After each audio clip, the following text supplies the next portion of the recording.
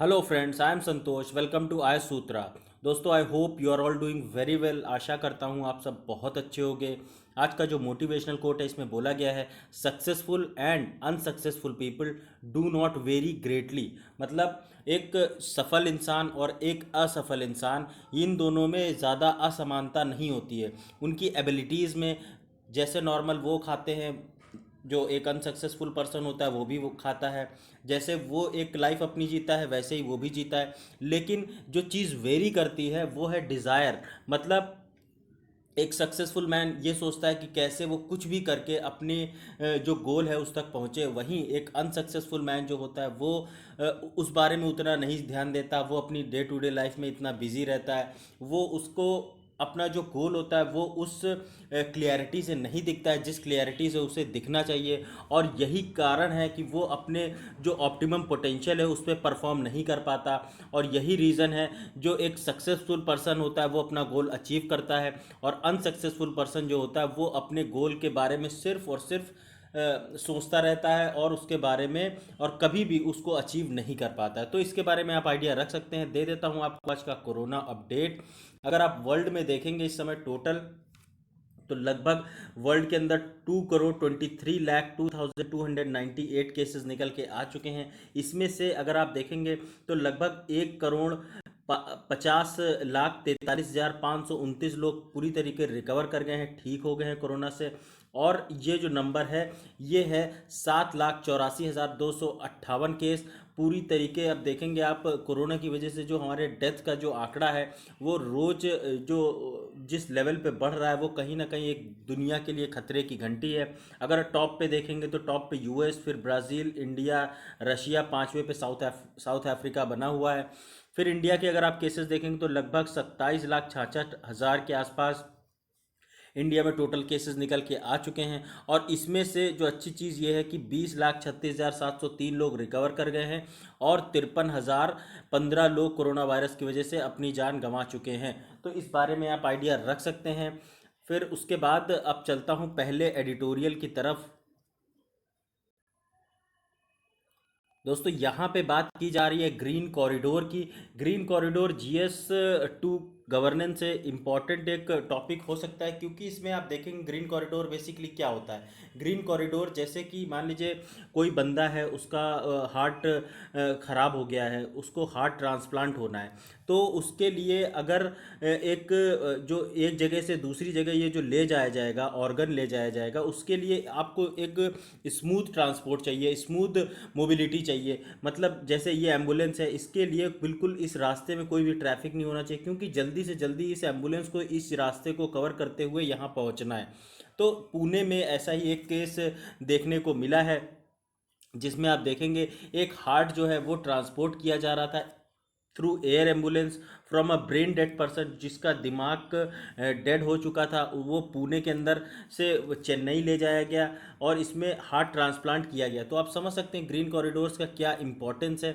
Green corridors आपको कई बार देखने को मिलेगा, जैसे कोई क्रिटिकल पेशेंट होता है तब भी ग्रीन कॉरिडोर्स बनाए जाते हैं। जैसे कोई क्रिटिकल, अभी जो एक कानपुर में एक केस हुआ था जिसमें एक महिला के साथ रेप हुआ था, उसके बाद उसकी जो जान बचाए जाने के लिए,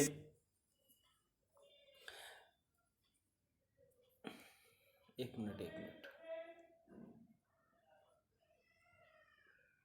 तो उस महिला की जान बचाए जाने के लिए भी ऐसा ही एक ग्रीन कॉरिडोर बनाया गया था, जैसे कानपुर से लखनऊ अमौसी एयरपोर्ट के बीच में। और फिर उसको जल्दी ही दिल्ली के एम्स हॉस्पिटल पहुंचाया गया था। तो ऐसे ही ग्रीन कॉरिडोर्स अक्सर आपने देखा होगा, न्यूज़ में रहते हैं। फिर उसके बाद देखेंगे तो बेसिकली इसमें जो एक कोऑर्डिनेशन, बेहतरीन कोऑर्डिनेशन देखने को मिलता है बिटवीन एयरपोर्ट स्टाफ के बीच में, पुलिस के बीच में, जो सिविक ऑफिशियल्स होते हैं उनके बीच में, सभी के बीच में एक बढ़िया कोऑर्डिनेशन देखने को मिलता है। इसका जो रेगुलेटरी प्रोसीजर है ये इंपॉर्टेंट है आपके लिए, क्योंकि ऑर्गन डोनेशन जो है ये गाइड किया जाता है rules laid down by NOTTO, NOTTO। NOTTO क्या होता है? National organ and tissue transplantation organisation. तो इसके बारे में आप आइडिया रख सकते हैं। नोटो के बारे में और सारी चीज़ें मैं आपके साथ अभी डिस्कस करूंगा। इसमें आप देखेंगे ये एक नेशनल लेवल की ऑर्गेनाइजेशन है जो कि ministry of health and family welfare के लिए काम करती है। इसका जो हेडक्वार्टर है वो न्यू दिल्ली के अंदर देखने को मिलता है। इसमें बेसिकली दो डिविजन्स देखने को मिलते हैं, national human organ and tissue removal and storage network, पहला ये, जिसका की फंक्शन होता है कि नेशनल जो apex organisation for procurement and distribution of organs जो होते हैं उनको जो जल्दी से जल्दी एक जगह से दूसरी जगह रजिस्ट्री इन कंट्री करा जा सके, पहुंचाया जा सके। इसमें आप देखेंगे इसमें मैंडेटेड है कि under transplantation of human organs amendment act 2011 इस इन एक्टिविटीज़ को प्रॉपरली कोऑर्डिनेट किया जाता है। ये जो सेंटर है, this centre provides broad guidelines and rules for organ donation and setting up of state units etcetera. तो मतलब कैसे एक जगह से दूसरी जगह एक ह्यूमन जो ऑर्गन है उसको ट्रांसपोर्ट करना है प्रॉपरली, जिससे कि कहीं ऐसा ना हो रास्ते में ही वो जो ऑर्गन है वो ख़राब हो जाए। तो इसलिए जल्दी से जल्दी जिसको ज़रूरत है वहाँ तक वो ऑर्गन पहुँच जाए, ऐसा इंश्योर करने के लिए बेसिक गाइडलाइंस बनाई गई हैं।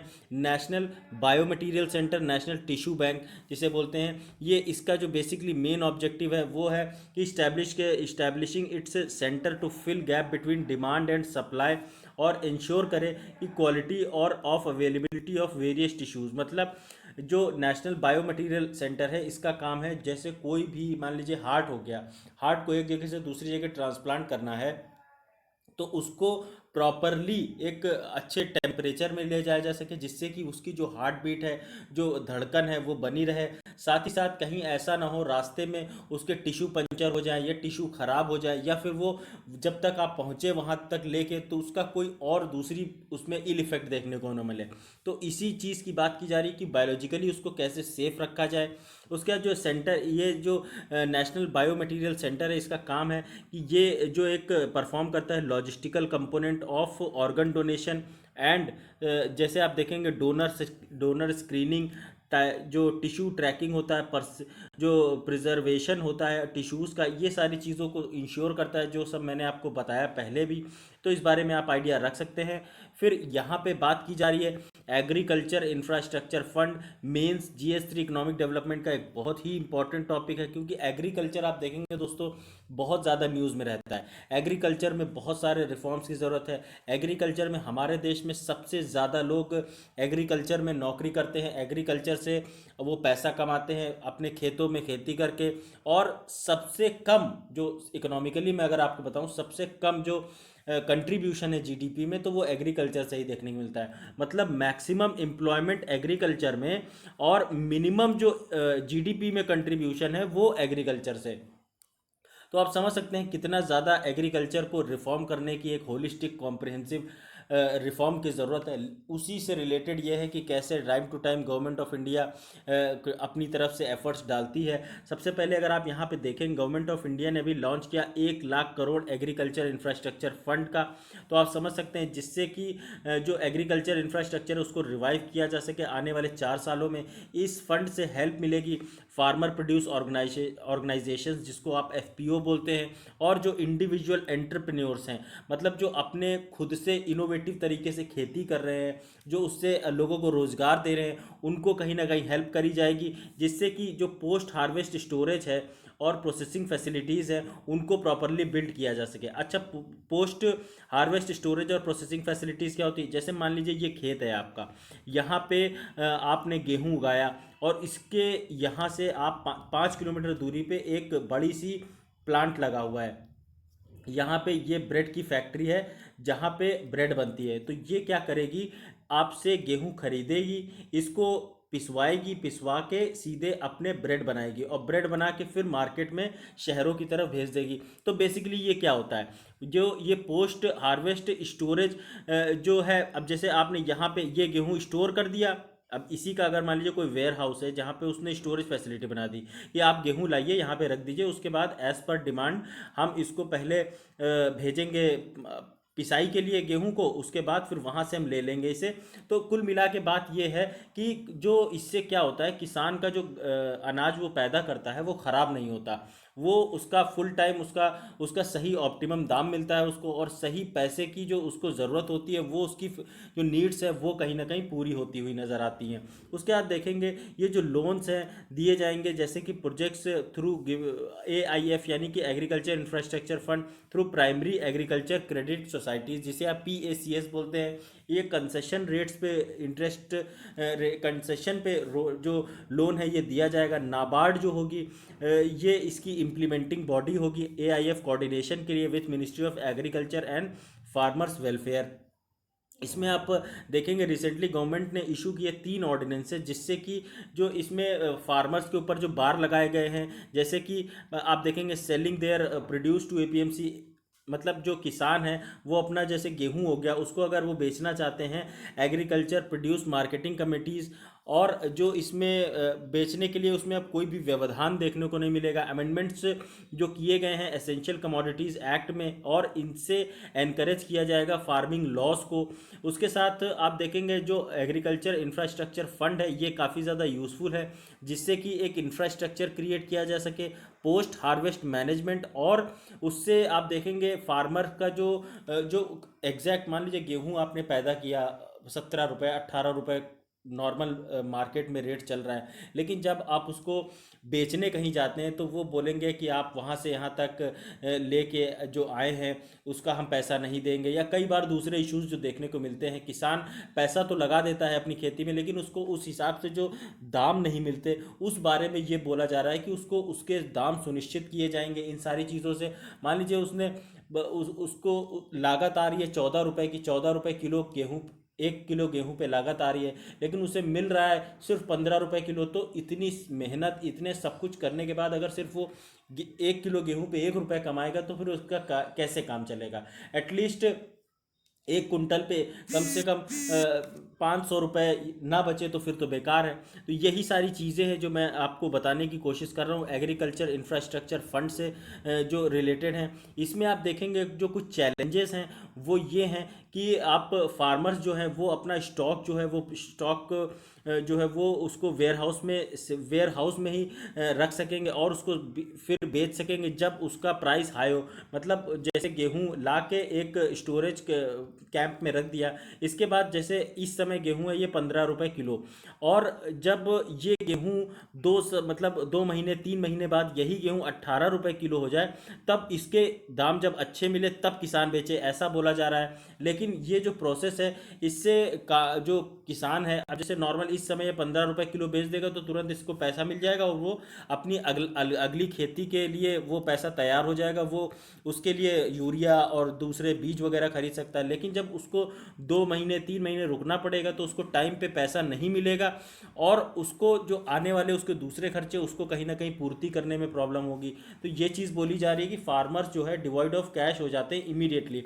तो सरकार जो है इसमें बात कर रही है कि जैसे ही वेयर हाउस में किसान अपना गल्ला रखेगा, अनाज रखेगा, तो उसको तुरंत पैसा दे दिया जाएगा। और कैश में भी required for other expenses buying inputs for next season. ये मैंने आपको बताया। Absence of vibrant agri future markets may not help in true price realisation. तो अभी क्या है कि अभी जो एक वाइब्रेंट जो फ्यूचर मार्केट जिसकी बात की जा रही है, जैसे कि मान लीजिए वेयर हाउस में माल रखा, यहाँ पे आपने दे दिए मान लीजिए 15 रुपए किलो के हिसाब से, लेकिन अगर यही गेहूं बाद में आप 22 रुपए 23 रुपए किलो जो बेचते हैं तो इससे किसान को क्या फ़ायदा हुआ। उसने तो सारी मेहनत करके आपको 15 रुपए किलो के दाम पे दे दिया, लेकिन आप इसी गेहूं से 1 किलो गेहूं से 7 रुपए पर केजी बचा रहे हो। तो आप सोचिए कि फ़ायदा तो असली उठा के कौन ले रहा है। तो यही सारी चीज़ें इस चीज़ को एक मार्केट में जो एक स्ट्रैटेजी होनी चाहिए कि उसे एग्जैक्ट पता हो कि ये गेहूं का लास्ट जो मैक्सिमम जो प्राइस है वो कहाँ तक जाएगा, और उस हिसाब से ही किसान को अगर यहीं पे हम मान लो 22 में बेचने बाद में मार्केट जाएगी तो हम यहीं पे उसको अगर 18 रुपए दे दें तो फिर उसे फ़ायदा हो जाएगा। तो यही सारी चीज़ें बात करी जा रही है इस बारे में। उसके बाद थोड़ा सा आप वे फॉरवर्ड देखेंगे आगे और कुछ क्या किया जा सकता है।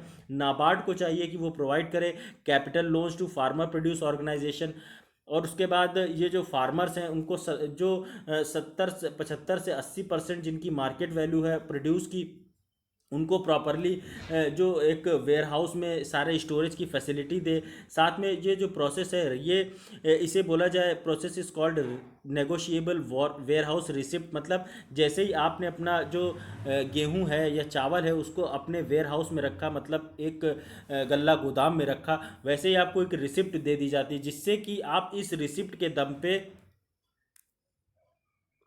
पैसा ले सकें।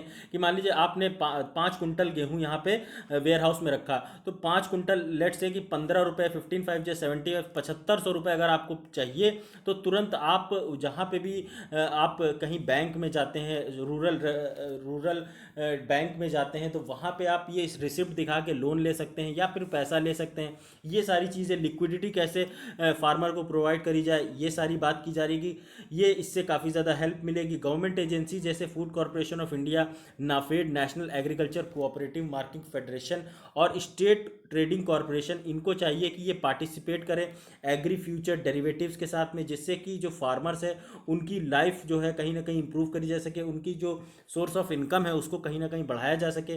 बैंक्स जो है वो अक्सर आप देखेंगे banks provide loans to FPOs, farmer produce organisations, traders और दूसरे लोगों को, जिससे कि एक आपको देखने को मिलेगी कि एक कमोडिटी फ्यूचर देखने को मिलेगा, जिससे कि ये इंश्योर किया जा सके कि एग्री मार्केट्स का हेल्दी डेवलपमेंट हो सके, जिससे कि जो फार्मर्स की जो लाइफ है वो कहीं ना कहीं उनकी लाइफ में एक होल सोल इम्प्रूवमेंट आ सके, उनकी एग्रीकल्चर प्रैक्टिसेस इंप्रूव हो सके, उनके उनके पास इंफ्रास्ट्रक्चर की कमी ना हो, प्रॉपर ट्रैक्टर हो, प्रॉपर सिंचाई करने के लिए मशीनें हो, प्रॉपर पानी की एक सुविधा हो, प्रॉपर जो सिंचाई के जो आप देखेंगे पंप्स वगैरह आते हैं वो हो। तो यही सारी चीज़ें बात की जा रही है कि कैसे पैसा जब किसान के पास होगा तो किसान अच्छे से अपनी खेती कर पाएगा।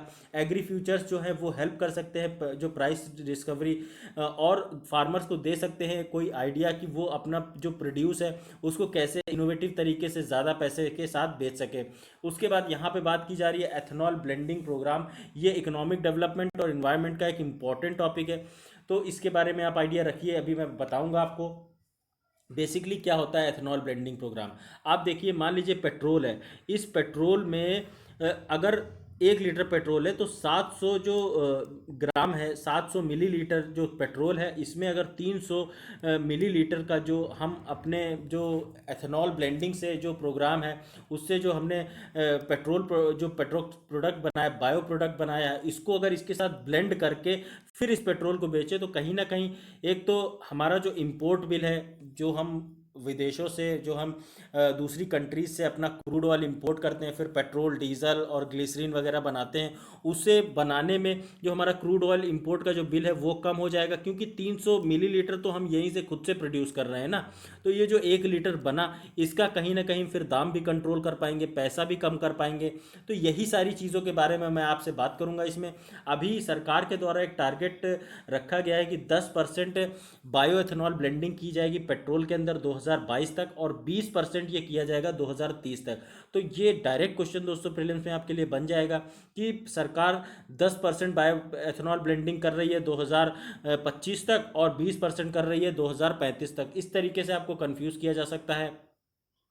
तो इस नंबर के बारे में आप अच्छे से आइडिया रखिएगा, कहीं नोट डाउन करके रखिए, जिससे कि आप देखेंगे इससे काफ़ी ज़्यादा हेल्प मिलेगी कि हम अपना जो कार्बन एमिशन है उसको रिड्यूस कर पाएंगे। और जो अपना जो डिपेंडेंस है, इंडिया का जो डिपेंडेंस है जो इंपोर्ट ऑफ क्रूड ऑयल, मतलब जो हम crude oil Saudi Arabia, Iran, Iraq और ईरान से जो क्रूड ऑयल ख़रीदते हैं, वो कहीं ना कहीं क्रूड ऑयल के कम क्रूड ऑयल ख़रीदना पड़ेगा हमें। इसमें अगर आप देखेंगे 1G और 2G बायो एथेनॉल के बारे में जो प्लांट्स हैं, ये की रोल प्ले करते हैं supplying bio ethanol for blending.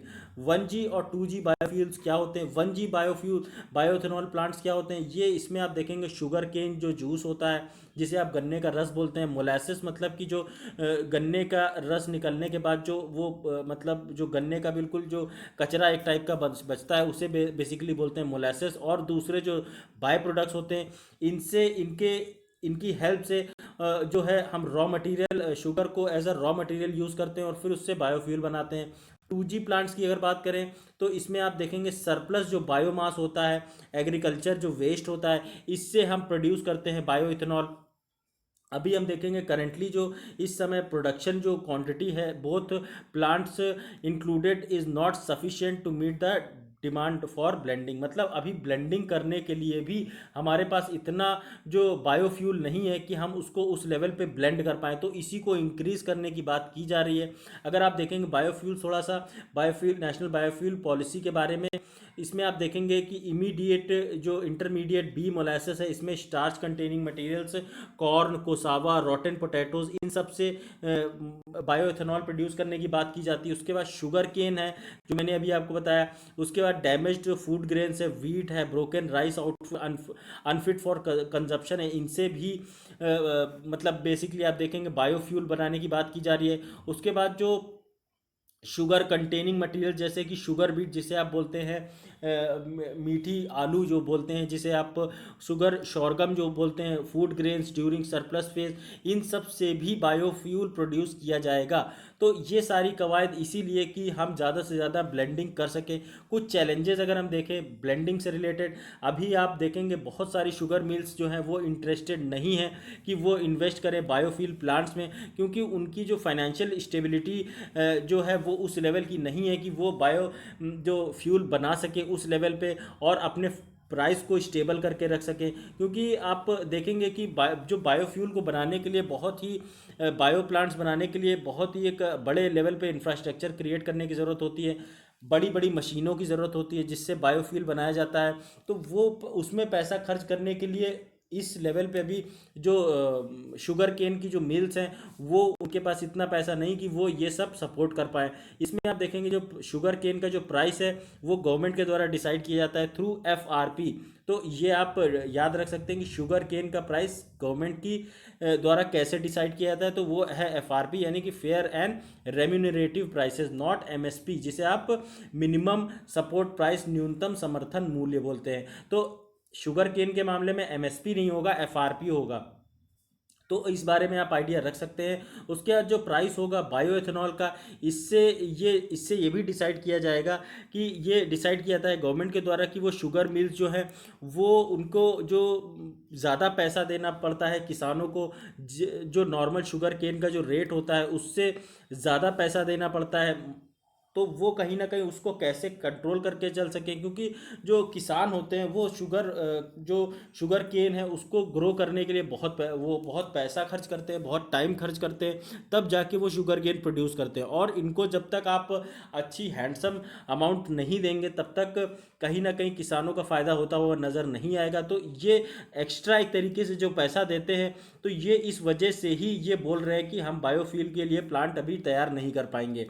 आप देखिए जो price of obtaining agriculture waste for production of bioethanol at 2G plants is also too high for private investors to invest। तो यहाँ पे प्राइवेट इन्वेस्टमेंट के लिए भी जो इसका जो बायोएथेनॉल का 2G प्लांट जो है इसका इंफ्रास्ट्रक्चर जो है काफ़ी ज़्यादा एक महंगा है, जिस वजह से प्राइवेट इन्वेस्टर्स भी इसमें इंटरेस्ट नहीं ले रहे हैं। अगर थोड़ा सा वे फॉरवर्ड देखें आगे क्या कुछ सरकार कर सकती है, गवर्नमेंट जो है प्रोवाइड कर सकती है visibility for price of bioethanol at sugar mills can expect and this can reduce volatility of prices. कहीं ना कहीं जो वोलेटिलिटी है प्राइसेस की वो कंट्रोल करने के लिए जो बायो इथेनॉल है उसमें उसके इंफ्रास्ट्रक्चर के लिए प्रॉपर एक पैसा प्रोवाइड किया जा सकता है। Model of Joshipura 2G ethanol plant ये भी प्रोवाइड करता है क्लीन सोर्स ऑफ एनर्जी और हेल्प करता है कि वो एक ग्रेटर इनकम दे सके फार्मर्स को, जिससे कि वो इसे अडॉप्ट कर सकें। इसमें आप देखेंगे ये इससे कंट्रीब्यूट करता है कि वो रिडक्शन ऑफ एयर पोल्यूशन, आप जो एयर पोल्यूशन है कहीं ना कहीं घटता हुआ नज़र आता है, जिससे फार्मर्स जो है वो कहीं ना कहीं अपना जो एग्रीकल्चर वेस्ट है वो उसको डायरेक्ट बेच सकते हैं रादर देन बर्निंग इट। तो अगर आप देखेंगे पुलारी क्या बोलते हैं उसे, जो गेहूं को जो सॉरी चावल को काटने के बाद बचती है ना जो घास टाइप की जिसे आप बोलते हैं, वो जो है हर साल आप पंजाब में देखेंगे जलाई जाती है अक्टूबर दिसंबर के महीने में, जिस वजह से बहुत ज़्यादा पोल्यूशन देखने को मिलता है दिल्ली में। पराली पराली जो जलाते हैं, तो पराली अगर ना जला के आप इसे डायरेक्ट किसी बायो प्लांट में दे देंगे तो वहाँ पे उससे ही एनर्जी बनाई जा सकती है, उससे बायोथेनॉल क्रिएट किया जा सकता है। तो कहीं ना कहीं इससे काफ़ी ज़्यादा हेल्प मिलेगी, पोल्यूशन कंट्रोल कर सकेंगे और इससे किसानों को एक एक्स्ट्रा इनकम भी होगी। तो ये था पूरा एथेनॉल ब्लेंडिंग प्रोग्राम के बारे में। आई होप यू लाइक दिस। फिर यहाँ पे बात की जा रही है, एक आप देखेंगे जो Ceres, CERS, Ceres ocean world geography of world और इंडिया का ये इंपॉर्टेंट टॉपिक बन जाता है, क्योंकि आप देखेंगे इसमें जो CERS है, सेर्स, जो इसे बोला जा रहा है एक डॉर्फ प्लैनेट और टू ओशन वर्ल्ड, मतलब इसमें एक ओशन की बात की जा रही है कि इसमें पानी का एक बहुत ही बड़ा भंडार हो सकता है। इसे आप देखेंगे ये बेसिकली वाटर है। इसमें अगर आप देखेंगे तो ये जो वाटर है ये लगभग 40 किलोमीटर गहराई पे मतलब इसको देखा गया है। तो आने वाले टाइम में यहाँ पे जो ह्यूमन लाइफ है, यहाँ पे इसके बारे में एक बेहतर एक दिशा मिल रही है, क्योंकि अगर यहाँ पे वाटर हुआ और यहाँ पे लोग जा पाए तो काफ़ी ज़्यादा हेल्प मिलेगी आने वाले टाइम में। एक नया तरीके की जो एक टेक्नोलॉजी जो है वो अडॉप्ट होती हुई नज़र आएगी। अभी आप देखेंगे इसमें जो डेटा एनालाइज किया गया नासा के डॉन स्पेस क्राफ्ट से, उसके तहत आप देखेंगे डॉर्फ जो प्लैनेट सार्स है ये लोकेटेड है between asteroid belt, between Mars और जुपिटर के बीच में। तो डायरेक्ट क्वेश्चन आपसे बन जाएगा, सार्स जो कि एक ओशन वर्ल्ड है ये कहाँ पे सिचुएटेड है? तो ये मार्स और जुपिटर के बीच में सिचुएटेड है। अब देखिए अगर डॉर्फ प्लैनेट होता क्या है, सेलेस्टियल बॉडी क्या होती है? सेलेस्टियल बॉडी बेसिकली हमारे सोलर सिस्टम में जो प्लैनेट्स हैं वो जो रिवॉल्व कर रहे हैं around sun, they are basically called celestial body. ये is called a dwarf planet. और ये अगर ये वॉयलेट करती है इनमें से कोई भी बिलो कंडीशन तो ये बेसिकली डॉर्फ प्लैनेट कहलाएगा। अगर ये body should orbit around the sun, तो आप देखिए ये अगर कोई भी जो मैंने आपको ये पीछे दिखाया है, ये अगर सन के अराउंड ऑर्बिट कर रही है तो ये क्या बोलेंगे? इसे बोलेंगे बेसिकली डॉर्फ प्लैनेट। इसमें आप देखेंगे it should have a clear defined path around the सन।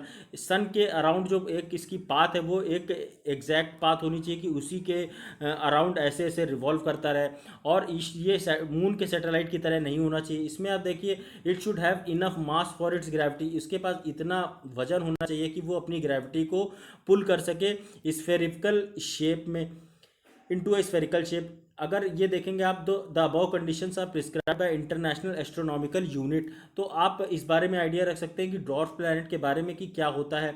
इसके बाद आप देखेंगे जो इसमें currently there are 5 dwarf planets in our ecosystem. 5 हमारे जो प्लैनेट्स हैं वो आते हैं बेसिकली इसमें, प्लूटो, एरिस, हाउमिया, मेक और सेर्स। तो ये इस बारे में आप आइडिया रख सकते हैं कि सार्स क्या है, एक डॉर्फ प्लैनेट है।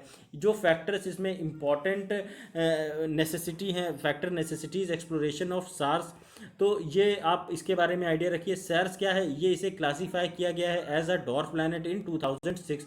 तो सार्स को क्लासीफाई जो किया गया है डॉर्फ प्लैनेट 2006 में, ये आप आइडिया रखिएगा, क्योंकि प्लूटो को अब हमारे जो प्लैनेट सिस्टम में जो जगह दी गई थी उससे कहीं ना कहीं हटा दिया गया है। और इस बारे में आप देखेंगे इस वजह से सार्स जो है काफ़ी ज़्यादा न्यूज़ में है। 2015 में नासा का जो डॉन मिशन था उसने was launch to study the celestial bodies Ceres and Vesta. तो नासा के डॉन मिशन ने बेसिकली इसके बारे में स्टडी करी थी और सार्स के सरफेस और कॉम्पोजिशन के बारे में बताया था। इस मिशन में आप देखेंगे Ceres could have hosted oceans for significant part of their history, so possibility of the planet having water that other planets do not have is of significant interest. तो सबसे अगर यहाँ पे पानी मिल रहा है तो ये काफ़ी ज़्यादा एक इंटरेस्टिंग बन जाता है और इम्पॉर्टेंट बन जाता है हमारे लिए, क्योंकि हमारे जो अर्थ है, हमारे अर्थ के अलावा अभी तक ऐसा कोई भी प्लैनेट नहीं मिला है या कोई भी एस्ट्रॉयड नहीं मिला है जहाँ पे ये बेसिकली पानी पाया जाए। तो अगर कहीं पानी पाया जाता है तो वो ऑटोमेटिकली ज़्यादा इंटरेस्ट उसमें लेना लाजमी है। अगर आप देखेंगे science of life on Ceres is looked out for a similar to that of Mars. Mars की तरह यहाँ का एटमॉस्फेयर है, गर्म है, और यहाँ पे पानी की संभावना, allow water to flow through it, इसमें पानी के होने की संभावना बहुत ज़्यादा बन जाती है। Studying this planet also provides insights about information of solar system. Solar system के बारे में भी स्टडी करने में काफ़ी ज़्यादा हेल्प मिलेगी, क्योंकि इसे बोला जा रहा है it is considered as a fossil from that time. उस समय का ये इसे बोला जा रहा है कि ये है, जिससे जो जोलॉजिकल एविडेंसेस के हिसाब से ये खोजा जा सकता है कि काफ़ी जो पहले हमारा धरती की उत्पत्ति जो है वो कैसे हुई होगी। सार्स को क्यों बोला जा रहा है ओशन वर्ल्ड? आप देखेंगे ऑब्जर्वेशन जो करी गई है डॉन मिशन में, इसमें आप देखेंगे लिक्विडिटी, जो लिक्विड है सॉल्टी वाटर, ब्रेनी लिक्विड जिसे बोलते हैं, वो जो सार्स के अंडरग्राउंड है, मतलब मिट्टी के अंदर एक लेवल पे ये पानी देखा जाने की बात की गई है। इसको बोला गया कि 40 किलोमीटर की गहराई पे यहाँ पे हंड्रेड्स ऑफ माइल्स वाइड, मतलब बहुत ही बड़े चौड़े हिस्से में ये पानी पाया गया है, देखा गया है, जिससे कि ये जो डॉर्फ प्लैनेट है ये वाटर रिच माना जा रहा है, इसलिए सार्स को बोला जा रहा है ओशन वर्ल्ड। तो कोई भी पूछे आपको सार्स को क्या बोलते हैं, तो सार्स को बोलते हैं, सेर्स को बेसिकली ओशन वर्ल्ड। अभी तक अर्थ और सिर्फ सिर्फ ऐसे दो जो नोन है जहाँ पे ओशन के जो ओशन वर्ल्ड पाया जाता है, मतलब जैसे हमारा ओशन वर्ल्ड है, हमारा जो अर्थ है, जब आप स्पेस से देखेंगे तो पूरा ब्लू दिखाई देता है, क्योंकि यहाँ पे ओशन जो पानी की प्रेजेंस है वो काफ़ी ज़्यादा दिखाई देती है। तो ये आप आइडिया इस बारे में रख सकते हैं। तो दोस्तों ये था आज का टोटल लेक्चर। अगर आपको मेरा ये लेक्चर पसंद आया तो प्लीज़ लाइक करिए, नहीं पसंद आया तो डिसलाइक करने का पूरा हक है। आप ज़्यादा से ज़्यादा कमेंट करके अपनी प्रॉब्लम और इश्यूज़ पूछ सकते हैं मुझसे। ज़्यादा से ज़्यादा शेयर करिए, सब्सक्राइब करिए। Thanks a lot for watching this video once again. आप मेरे जो भी लेक्चर हैं उसकी PDF free of cost download कर सकते हैं मेरे चैनल आयुष सूत्रा, जो कि टेलीग्राम में है, और अपना क्वेश्चन के आंसर पोस्ट कर सकते हैं, जो कि मेरा फेसबुक पेज है आयुष सूत्रा के नाम से, वहाँ पे। तो दोस्तों ये था टोटल आज का लेक्चर। थैंक यू गाइस, जय हिंद।